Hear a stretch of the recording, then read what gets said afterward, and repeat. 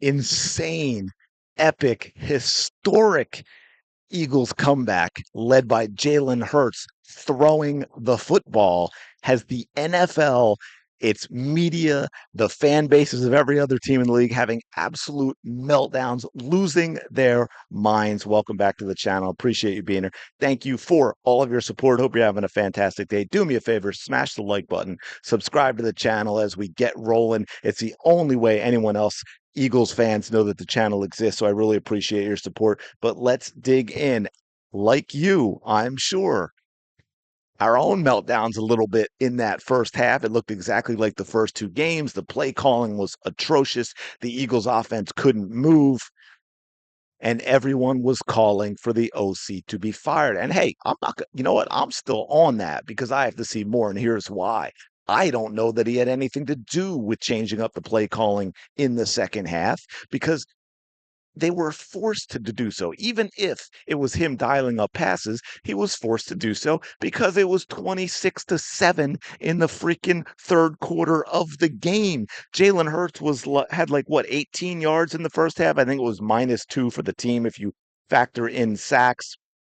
And you had people like Chase Daniels, the ultimate Eagle hater, the ultimate Jalen Hurts hater. Oh, to be fair, he has got a lot of company in NFL media. I mean, let's face it, folks, we are still hearing about the, what, booing Santa, throwing snowballs at Santa in the 60s. I mean, what, 55, 60 years ago at this point. So the fact that we have now, in the last 7, 8 years, won two Super Bowls, been to three Super Bowls, probably would have won the third without that favorite Chiefs call. We are a class above, and despite always having that villain in us because they've always hated the Philly fans, it has absolutely taken things to another level. Jalen Hurts came out slinging the football, incredible deep ball to AJ Brown that got him going. Actually, if you don't see it, I apologize. That's YouTube and the NFL saying, "Oh no, you can't show this." But let's see if I have it. I think it is this one. And again, and I've said this many times, Jalen Hurts is the one of the best. I won't say best, right? I won't say best. I'll be fair, but he's absolutely one of the best deep ball throwers in the NFL. And this is a great example of that. He couldn't even step into this, by the way. That is an absolutely perfect pass to AJ Brown. That man, for a second, I thought he was going to draw. I also noticed on the slow it down a little bit just to show how perfect this is. I mean, that is right there. And from the reverse replay, if you could see, and I only bring this up because of all the whining and complaining, it was actually should have been pass interference because he was grabbed before he was able to um, get to that football.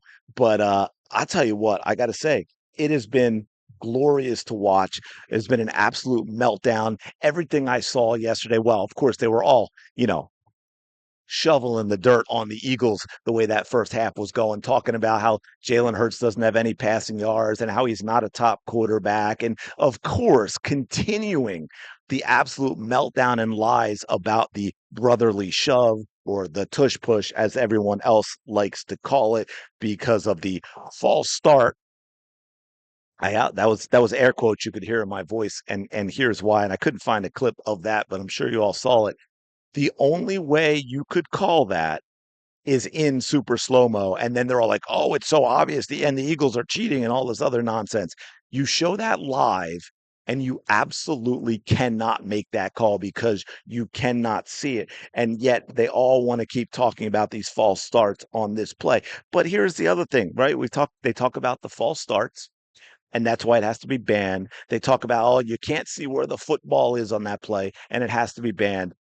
I'm sorry. Let me know in the comments below what short yardage play doesn't have that. Like, how does that change? What you have to officiate down the line of scrimmage as a referee in the tush push, how is that different than if you officiate it and it's a short yardage and you give it to the running back, or it's a short yardage and the quarterback runs it. Same thing with finding the football to spot to spot. It doesn't change at all, which just shows you these are liars and frauds that are whining, bitching, and moaning because they have an irrational hatred of us and the Philadelphia Eagles. That's it. Because if you question that, none of them ever say it. But if you say that to them, they have no answer because it's not about that. It's about finding an excuse to ban a legal play in which the Eagles are a cut above every single other team in the league because other teams can run it. They can run the same exact play. They're just not nearly as good at doing so. And we also had, let me see if I can find it. Um, if you caught the Giants Chiefs, now I believe it was 9-6 at the time. This is the end of the half. Without this play not getting called, the Chiefs don't score to go up 16-6. And I know the Giants are terrible, but who knows what happens next. But as you can see, Taylor, folks, and by the way, real time, this is obvious as can be. Even the announcers called it in real time.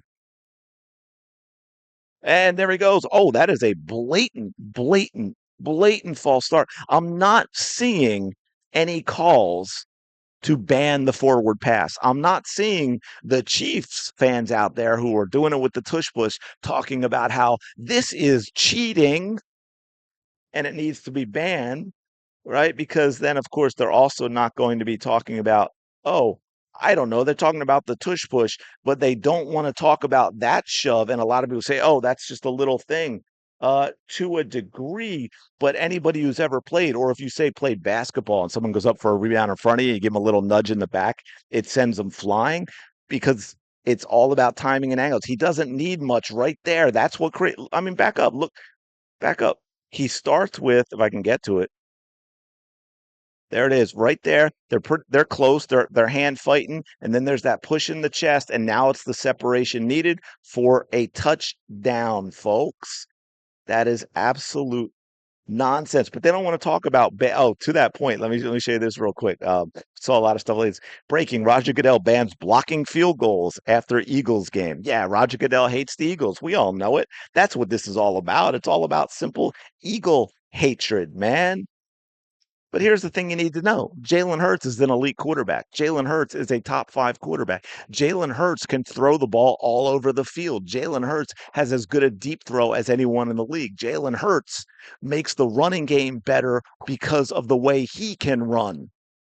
Okay, that is simply the way it is, as much as you might hate it. And to that point, also with the play calling, I'll say, let me go back to this. People like to talk about they don't want to take risk and don't want to turn the ball over, and I get all of that. Okay, I don't think, knock on wood, that all of a sudden you're going to get a million turnovers if we start throwing it a little more. And I don't need Jalen Hurts to throw for 400 yards. I want to win the game. But if we can open it up a little more, like was done in the second half of that game, I think that will make the team better because not only does it obviously help the team to be able to pass the ball a little deeper, it puts a type of pressure on the defense that is different so that maybe the running game can get back on track because now no one they're not crowding the box like they are, right? Everyone talks about the running game opens it up for the passing game. Yeah, but the passing game also opens it up for the running game. If all you're doing is throwing everything within 5 yards of the line of scrimmage or running the football, it makes running the football extremely difficult because nobody has to worry about you going over the top. No one has to worry about that at all, and that makes a huge, huge difference. Uh, I mean, Jalen Hurts threw for more yards in the second half than Matthew Stafford threw for the entire game. Okay. He threw for what was it? Was it 226 or was it 229? I want to say 226. I think it's 226 yards, 21 to 32, 226, three touchdowns, ran for another touchdown, no interceptions. Now, those four sacks things, I got to shout out, folks, because this was huge. Fred Johnson, man. I do not understand why Matt Pryor went into that game when Lane Johnson got hurt, which I mean, that completely changed everything. But then I'm going to give credit for them putting Fred Johnson in, who, of course, we got back in a trade in August. Okay. When Pryor went in for Lane Johnson and got hurt. And from what I hear right now, as far as we know, Lane Johnson will be back next week. Prior, 3 and out, -5 yards, punt. 3 and out, 8 total yards, punt. 3 and out, 3 yards, punt. 3 and out, 1 yard, punt. 2 plays, no yards, a strip sack fumble. That was prior. Fred Johnson came into the game, folks. 79-yard TD drive, 87-yard TD drive. 4 plays, turnover on downs. That was when they went for it on 4th and 6. 91-yard TD drive. So, hey, knock on wood, Lane Jack Johnson comes back. He's healthy. Nobody else gets hurt. But man, gotta shout out Fred Johnson because I don't think we win if he doesn't go in and play the way that he did. So that's awesome. And one thing that I'm worried about, I'm gonna leave. Well, no, I won't finish on a down note, but I do want to talk about this, and I'm curious what y'all thinking is Saquon Barkley hurt, or is it a part of like what I was just saying that teams are like, hey, the Eagles aren't going to throw the ball more than 5 yards downfield, so we don't really have to worry about the passing game. So we are going to shut down the running game, or is it just all those carries from last year? I've said this in the beginning of the channel, a few videos ago that I don't want him carrying 345 times again. Like that is a lot of carries. I would love to see him get about 250 so he's fresher at the end of the season and we don't wear him down. Because right now, and I think I have it up here, right? Right now, we look at this. He's second in the league, so his carries aren't going down. He's second in the league, tied for second with 58 carries through 3 games, but only 194 yards, which is tenth.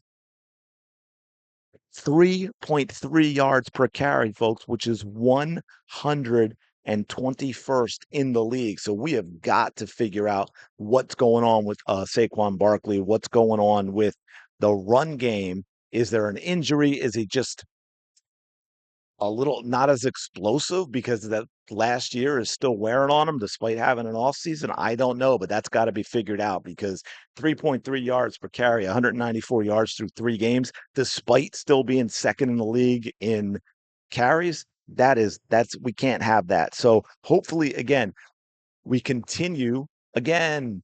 Hurts doesn't have to throw for 400 yards. He doesn't have to throw 40, 50 times a game. But this is a blueprint. 21 to 32, 226. That's a blueprint.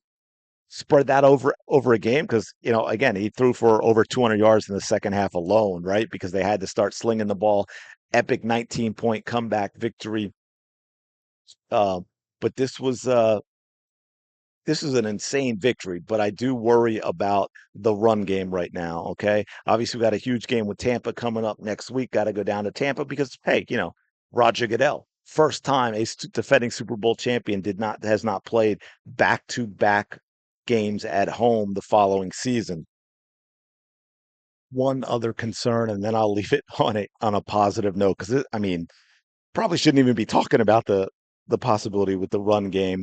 Um, with how insane this win was, but that is the kick return game, man. Can we talk about our special teams coach and the kick return game? I mean, that was insane. We couldn't even catch the ball, let alone return it. And I think we have it here. 5 kick returns for 55 total yards. The Rams had 5 kick returns for 115 total yards.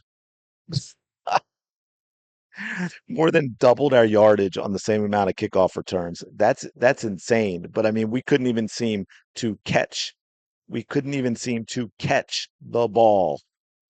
So got to get that cleaned up for sure. And then of course we will finish it up with Jordan Davis, folks. Jordan Davis. Well, and to be fair, Jalen Carter was the one before, right? 2 blocked field goals in a row. Jordan Davis blocks the attempted game winner at the end, returns it 61 yards for a touchdown. I believe he got over 18. I think it was like 18 and a quarter or 18 and a half miles per hour on that run, which is insane. I think it's the fastest recorded run in the NFL for a player over 300 pounds or something like that. And also, I want to shout out Jacorian Bennett because after the block, I think it was the holder that he blocked out of the way that allowed Davis to then pick up that ball and run it in for a touchdown. I mean, we win the game either way, but come on, we all love the Jordan Davis touchdown, right? So that was huge. Hey, just one last thing on that note too. 2017, remember that year? Week 3, special teams miracle on the final play. That was Jake Elliott's 61-yard field goal. 2025, Week 3, another special teams miracle in the final play, the blocked field goal attempt, and of course, exclamation point on that. Jordan Davis returning it 61 yards for a touchdown. Eagles down 19 with 12 minutes plus to go in the third quarter, come back and score. How many they scored? 26. So I think they gave up 26 straight, right? 26 unanswered, and then they scored 26 unanswered and win 33-27. Absolutely wild. Love this team, even though they're going to give me a heart attack even more. I love the absolute meltdowns from everyone, the entire media. I mean, they're all losing their minds on this, screaming about the tush push, screaming about the false start. They don't want to talk about that Chiefs false start. They don't want to talk about Devontae Adams getting away with the blatant offensive pass interference for a touchdown. And then their excuses, as I said to wrap up, are ridiculous because banning the tush push does nothing to change the type of call that they are talking about. It is just nonsense because the Eagles run the place so well. Anyway, let me know your thoughts. Appreciate you being here. Appreciate all your support. Do me a favor, smash the like button, subscribe to the channel. Hey man, the way the Phillies are going, I got to start getting some Phillies videos in here as well. And yeah, man, go have a fantastic week. It's a great Monday, isn't it? I will talk to you in the next video.